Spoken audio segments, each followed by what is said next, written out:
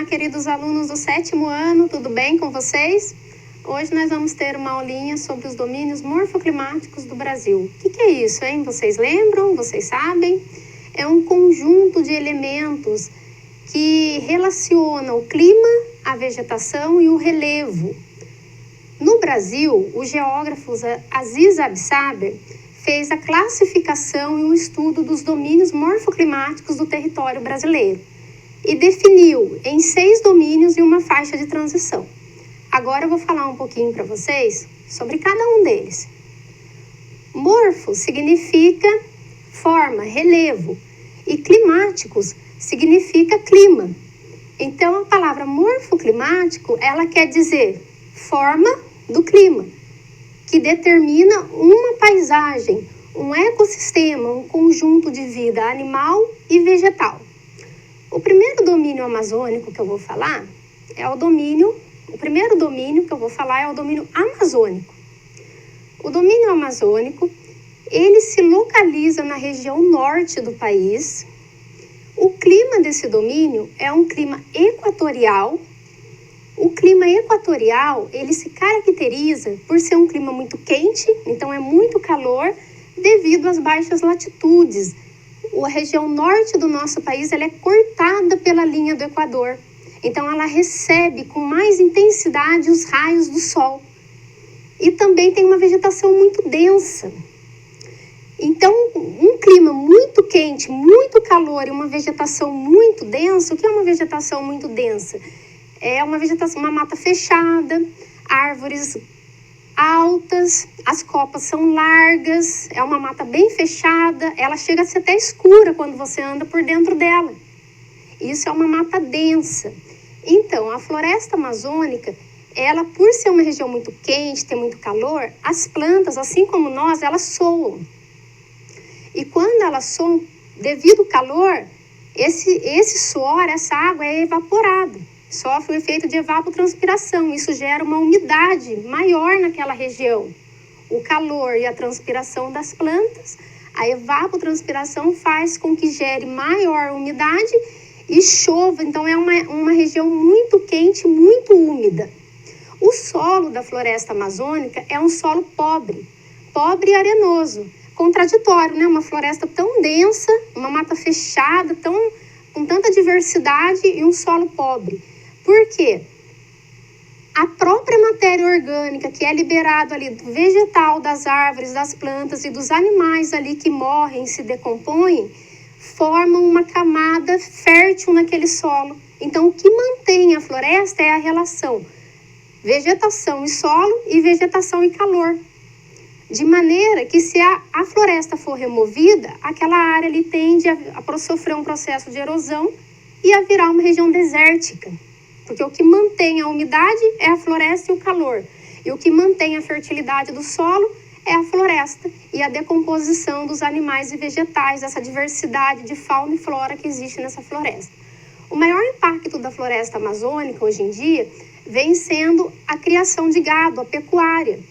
As queimadas para o exercício da agropecuária vêm causando a desertificação e a erosão da região amazônica. Um outro domínio que eu vou falar, que também é um domínio muito florestado, é o domínio dos mares e morros. O domínio dos mares e morros, ele tem um clima tropical e o clima também tropical de altitude.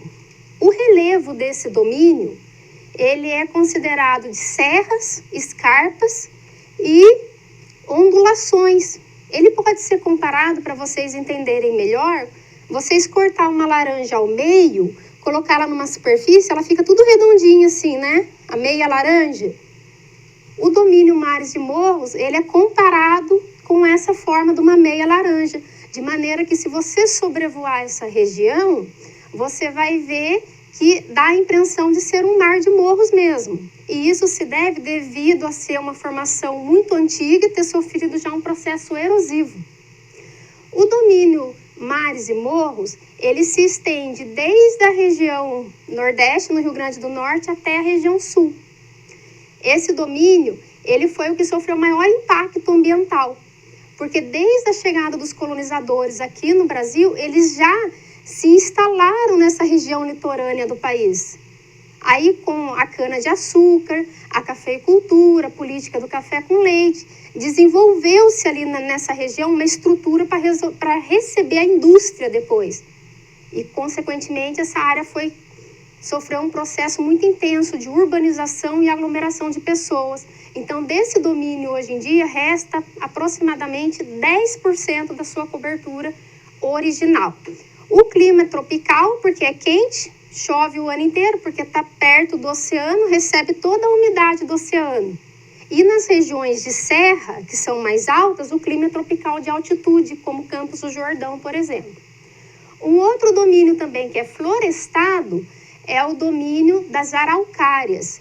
O domínio das araucárias, ele se localiza na região sul do país, ali aproximadamente ali Paraná, Santa Catarina, e também é uma mata de pinheiros, é considerada a mata dos pinhais, a floresta das araucárias, mas não é aquele pinheiro de Natal não, viu? É um pinheiro diferente, ele tem assim os braços abertos, assim. E essa área também, ela também está localizada devido ao clima, que é um clima subtropical que tem ali na região, já é uma região um pouco afastada da linha do Equador, então o clima ele já começa a sofrer um pouco de alteração. É um clima quente, porém no inverno as temperaturas caem muito, caem de forma mais brusca. E quanto mais para o sul, mais frio vai ficando essa região. Esse tipo de floresta, ela vem sendo muito explorada pelo homem, as araucárias, as florestas das araucárias, para construção de móveis e para fabricação de papel. E fora que o avanço da cidade, da urbanização naquela região ali também tem ameaçado esse ecossistema. Já um pouquinho mais para o sul, na região do Rio Grande do Sul, e quanto mais para o sul, mais frio vai ficando, porque é mais próximo do Círculo Polar e mais longe da linha do Equador, já se desenvolve ali uma região, um tipo de vegetação mais rasteira, devido ao clima ser mais frio. Porém, ali já é um relevo plano, diferente das araucárias, que é planáutico, montanhoso. Ali, por ser um relevo mais plano, a vegetação já é a vegetação mais rasteira de gramíneas, com leves ondulações, bem propício para a criação de gado. E o que está ameaçando esse impacto dos pampas, também chamado de pradarias, é exatamente a criação de gado pecuária. O elevado número de cabeça de gado ali tem causado a compactação do solo, a desertificação e a arenização desse solo. Um outro domínio também que é mata rasteira é o domínio do cerrado, né? Esses 3 domínios agora que eu estou falando, veja que já não é mais florestado, já é uma vegetação de gramínea, rasteira, porque já é um outro tipo de clima, devido à extensão do território brasileiro. O cerrado, o clima do cerrado é um clima tropical, continental, com verão chuvoso e inverno seco. Por quê? O cerrado ele se localiza bem na região oeste do território brasileiro. Então, ela está bem no interior do território brasileiro. E ali, as massas úmidas de ar que vêm do oceano perdem força, não consegue chegar naquela região por ser uma região do interior mesmo do país. Mas ali Mato Grosso do Sul. E a massa equatorial que vem da Amazônia, lá da região norte, no inverno ela perde força, ela se choca ali com aquele ar frio e ela perde força e também não consegue adentrar aquela região. Então ali os invernos eles são mais secos. E por conta disso a vegetação também é uma vegetação rasteira, as árvores têm os galhos mais grossos, as raízes profundas para absorver a água que vem do solo e os galhos retorcidos para armazenar essa água. Agora, pessoal, eu vou passar para vocês algumas imagens para vocês poderem observar aí a diferença de paisagem que forma num domínio e no outro devido a essa relação clima, vegetação e relevo, tá ok? Prestem atenção nas imagens agora. Pessoal, o primeiro domínio que eu falei foi o domínio amazônico. Olha para a mata fechada, a mata densa, a biodiversidade que existe aqui é muito grande, o potencial hidrográfico também é muito grande, porque chove o ano inteiro, então os rios são cheios. Se concentra aqui, observem o mapa do lado, se concentra aqui, ó, na parte mais laranja aqui, a região norte, né? Então, observe bem a paisagem. Agora eu vou passar para o próximo domínio, tá legal? O próximo domínio é o cerrado, bem característico, a vegetação rasteira. Olha a diferença da paisagem. Vegetação rasteira, as árvores com os galhos retorcidos, uma árvore longe da outra, não é aquela mata fechada, densa. E observe a parte em vermelho aqui, ó, bem no centro do país. Próximo, por favor. Mares dos Morros, pessoal. Lembra que eu falei lá da meia laranja? Voando de cima, dá a impressão que é um mar de morro mesmo, por causa desse aspecto. Vem aqui toda a costa litorânea, aqui beirando o Oceano Atlântico, desde o Rio Grande do Norte até o Rio Grande do Sul. Observem bem, o tipo de mata também é um tipo de mata fechada. Próximo, por favor. A Caatinga. Pessoal, observem a Caatinga aqui no interior do Nordeste, aqui, região aqui também não recebe umidade, porque a umidade que vem do oceano aqui não chega até aqui. E o que vem da floresta amazônica também perde força, então é uma região de seca, essa região interior, oeste da região Nordeste, também desenvolve um tipo de vegetação aí própria para esse período de seca. Próximo, por favor. E as araucárias que eu falei, né? O pinheiro que não é o pinheiro de Natal, é um pinheiro diferente. Fica aqui, ó, a região cinza aqui, ó, Paraná, Santa Catarina, Planalto, região planáltica, clima subtropical. Observe a paisagem também, é uma área sofrendo muito impacto ambiental. Pode passar pelo outro, por favor.